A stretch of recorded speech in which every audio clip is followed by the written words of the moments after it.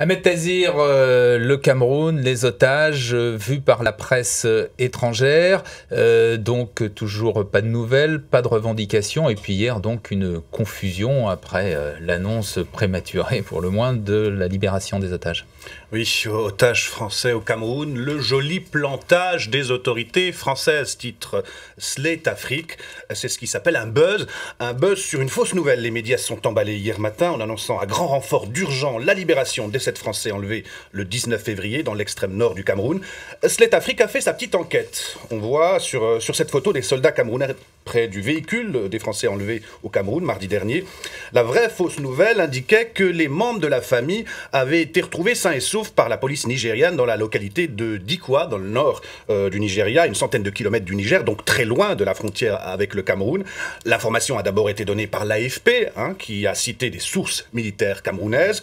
Seulement le doute est très vite apparu face au démenti de l'ambassade de France à Yaoundé, la capitale camerounaise. Des informations contradictoires qui circulent sur cette affaire, et en réalité tout ça n'était qu'un plantage.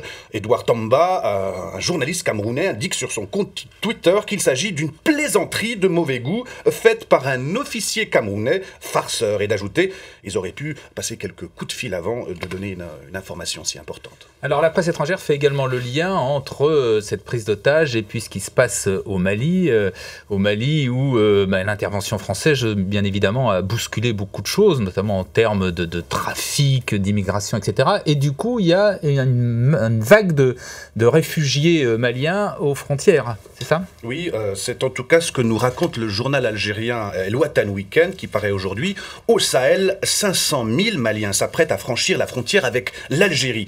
Le journaliste était à Tamanrasset, au sud du pays, se tenait un séminaire sur la sécurité au Sahel, et ces spécialistes qui nous en disent plus sur les groupes terroristes dans la région. On y apprend que 600 terroristes d'origine afghane ont été incorporés par les organisations terroristes activant au Sahel.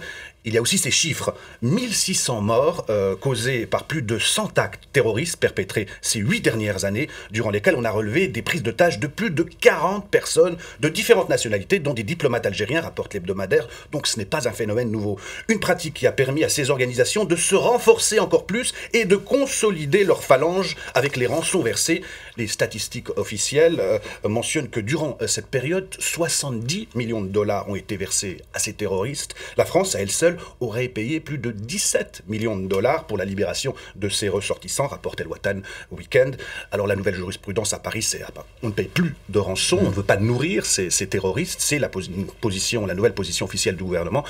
Reste à savoir si en pratique, c'est la réalité, Gérard. Et oui, bien sûr. Et en plus, on ne le dit pas, bien évidemment, de toute façon. Merci Ahmed Tazir. Dans un instant, le débat du jour.